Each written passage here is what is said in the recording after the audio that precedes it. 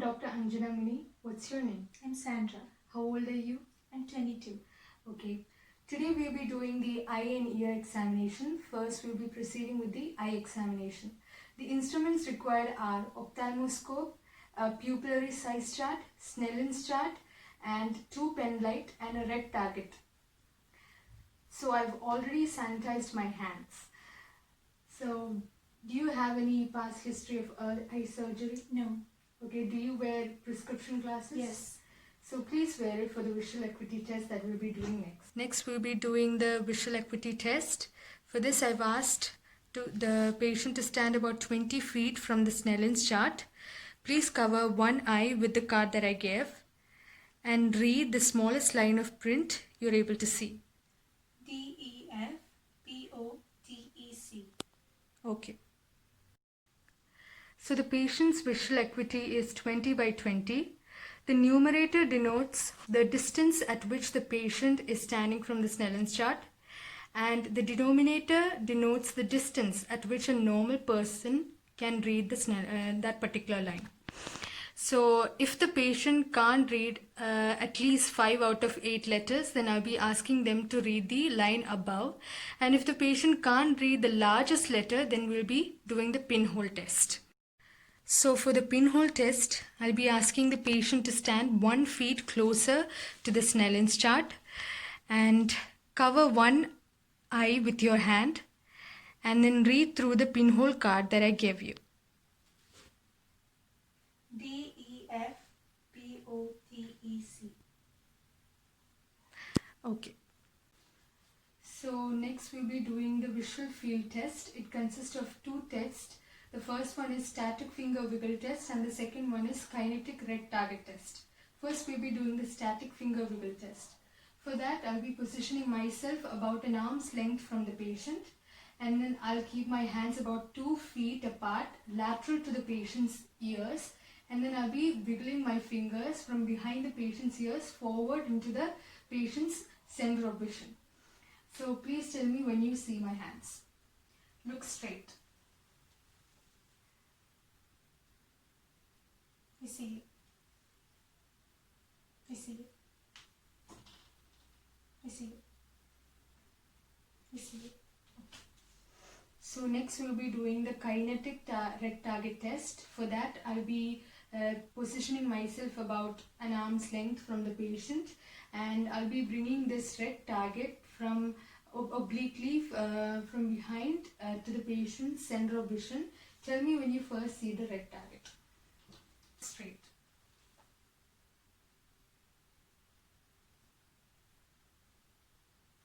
I see it. I see it.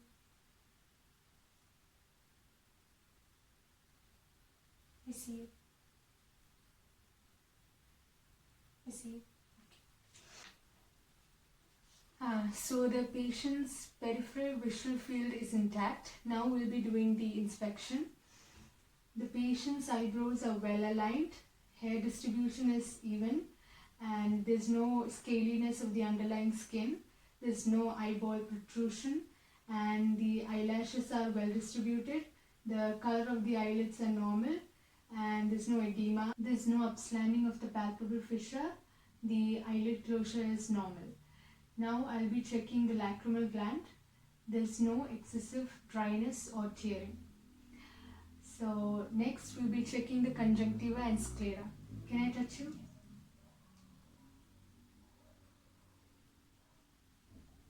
Look up, look down.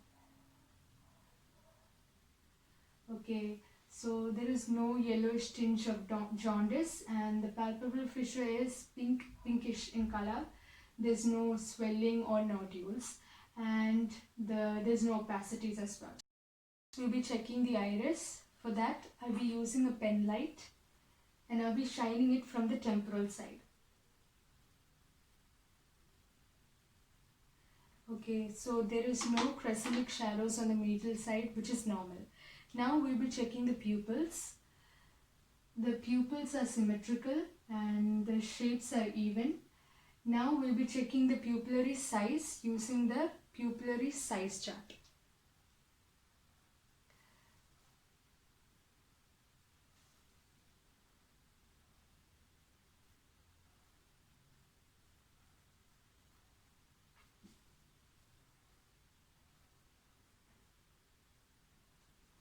Okay. So the patient's pupillary size falls under the normal range of 3 to 5 millimeters. Next, we'll be doing the light reaction test. For that, we need to darken the room.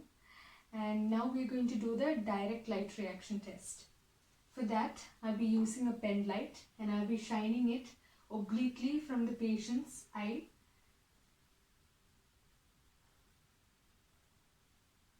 Okay, I can see the pupillary construction of that eye. Next, we'll be doing the consensual light reaction test. For that, I'll be using two pen lights. One I'll be shining from the obliquely from the patient's left eye, and the other one I'll be shining about laterally from behind the patient's right eye. So in this, we'll be checking for the pupillary construction of the right eye.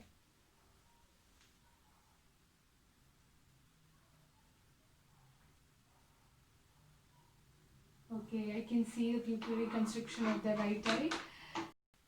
So the patient's light reaction tests are normal. Next, we'll be doing the near reaction test. For that, I'll be asking the patient to follow my finger as I move it forward towards the bridge of the nose.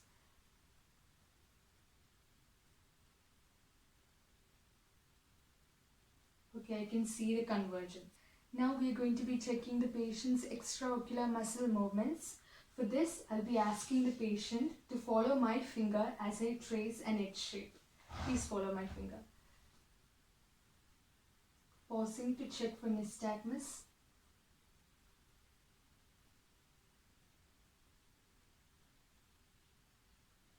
Again, pausing to check for nystagmus.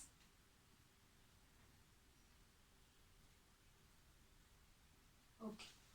So the patient's extraocular muscle movements are intact and there is no lid lag and nystagmus. Next, we'll be doing the ophthalmoscopic examination. For that, we have to darken the room, and I'll be using an ophthalmoscope. I've already adjusted it according to the power of the patient's eyes, and I've placed myself about 15 inches away from the patient at an angle of 15 degrees lateral to the patient's line of vision. Since I'll be checking the patient's right eye, I'll be using my right eye to check. Please look on the wall. So I'm going to be checking. I can see the red reflex. There's no sign of opacities. Now I'll be moving closer.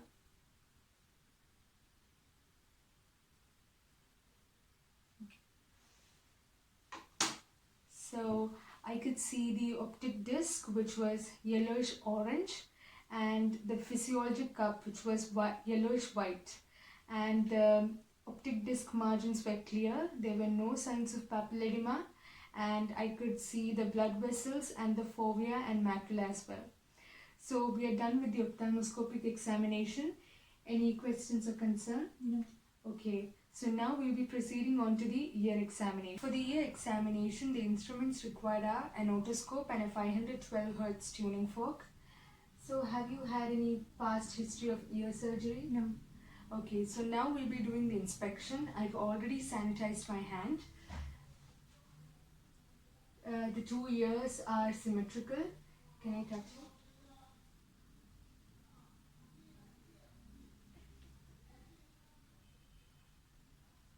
Okay, so there's no sign of lumps or lesion. There's no swelling and redness. Now I'll be doing the tuck test for otitis externa. I'll be pulling the auricle up and down. Tell me if you feel any pain. No pain.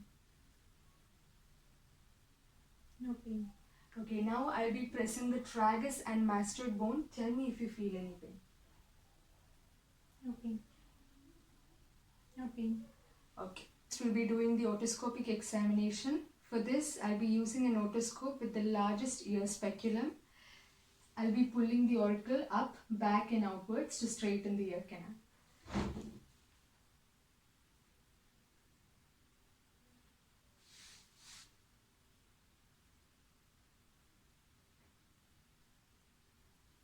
We inserted the speculum. I checked for earwax and there was no discharge or swelling. There was no foreign bodies or any redness. As we moved in closer, I could see the tympanic membrane. I could see the cone of light and the short process of the malleus was visible, and the handle of the malleus was also visible. I could see the umbo at the tip of the handle of malleus, and I could see the pars flaccida superiorly, and the margins of pars tensa was also visible. There was no perforations. So we are done with the otoscopic examination. In the whisper voice test, for this I've placed myself about 2 feet behind the patient. Now I'll be rubbing the tragus in a circular motion to prevent the transmission of sound to the non-test ear, and I'll be closing the non-test ear with my finger. I'll be telling a combination of letters and numbers. Please tell me what you hear. H2O. CO2. Okay. So if the patient can hear at least 3 out of the 6 combination, then the whisper voice test is normal. Next we'll be doing the tuning fork test using a 512 Hz tuning fork. First we'll be doing the Weber's test for lateralization. I'll set this tuning fork into slight vibration by tapping it on my elbow, and then I'll place the base on the midline of the head. Tell me when you hear the sound equally in both the ears.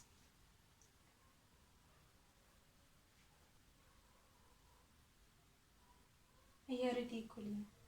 Okay, so the Weber's test is normal. If the patient can hear better in the impaired ear, it suggests conductive hearing loss. If the patient can hear it better in the unimpaired ear, it suggests sensory neural hearing loss. We'll be doing the Rene test. For this, I'll set the tuning fork into slight vibration by tapping it on my elbow, and I'll place the base on the mastoid bone behind the ear. Tell me when you stop hearing the sound. And then I'll place it forward, and then again tell me when you stop hearing the sound.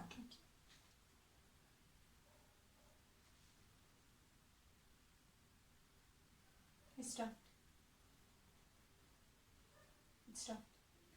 Okay, so the air conduction is greater than the bone conduction, which means the Rene test is normal. If the bone conduction is greater than the air conduction, it suggests conductive hearing loss. In the case of sensory neural hearing loss, it is the same as normal, that is air conduction is greater than bone conduction. So we are done with the ear examination. Any questions or concern? No. Thank you for your cooperation. Thank you.